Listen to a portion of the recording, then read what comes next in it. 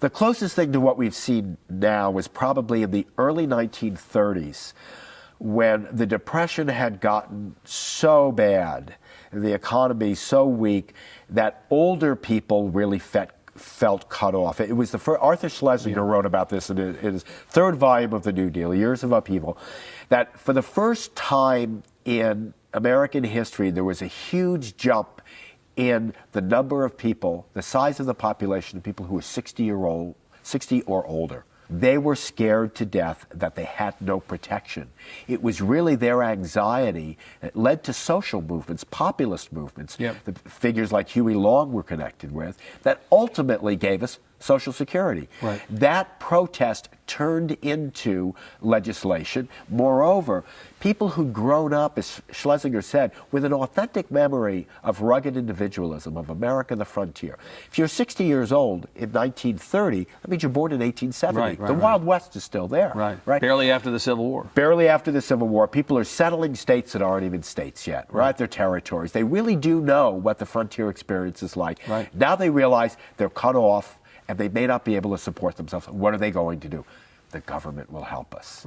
The great American government, which, going back, by the way, to the days of Andrew Jackson, had always been seen as a beneficent force. But of course, here we now are at the point in the baby boomer universe where a lot of those folks are now hitting late 50s, early 60. Right, so maybe we're actually seeing an equivalent situation where all of a sudden they're coming of age and looking at the government and saying, this is not working. Yes, here's the difference. That, as I said, Schlesinger said, those people who turned 60 in, say, 1930 had an authentic memory of the rugged frontier. We don't. We don't. If you're 70 years old now, you grew up with Social Security and Medicare and a very thickly braided social safety net. So when you talk about perfect freedom, personal liberties, get the government away from me, let me live my life the way I want, you're actually talking about a nostalgia for a life you've never known. And in fact, you're talking about rejecting everything that you've had. You wake up in the morning and you drive your car on a federally funded highway to take your kid to a federally funded school, and you're waiting for that scholarship the state or government will give you, so you can afford to send your kid off to the state university, that lives on federal grants, so he can or she can maybe get a job on Wall Street where he or she will succeed because the tax laws have been created to support business. And by the way, you cash your Social Security check on the way to the doctor where you avail yourself of Medicare. That's right. I mean, the fact is, when people in the last 18 months have talked about no government-run health care, but you're on Medicare, or your parents have Medicare. But let me say something about that, because I think that gets confused too. Everything you say is right. Here's where I think a problem came for liberalism, and this is where I'm a difficult character, because I'm just as critical of liberalism. And that's why I get in the mess I am. But here we go. There was a very famous confrontation you'll remember during the early town hall meetings. It's in the book. A very conservative South Carolina Congressman, Bob Inglis, held an early town hall meeting. And someone said to him, an elderly man in the audience said, "Keep your government hands off my Medicare."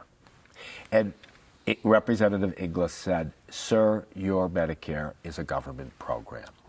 And everyone left. Inglis didn't, by the way. And by the way, Inglis was ultimately paid for it in the end, right? He was defeated. He'd been a Reaganite. He'd been the most loyal Reaganite.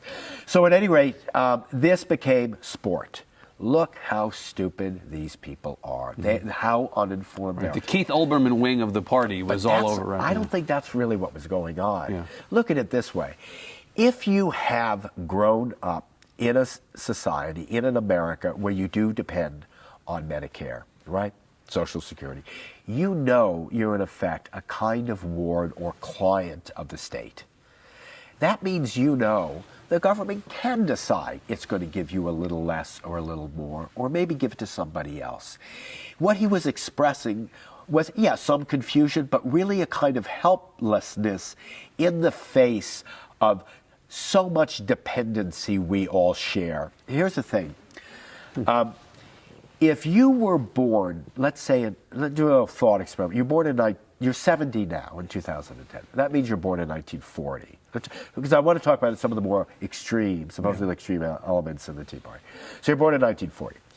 You were 19 years old when Alaska was admitted to the Union. Alaska, where Sarah Palin was born, and 19 when Hawaii, where Barack Obama was, grew up.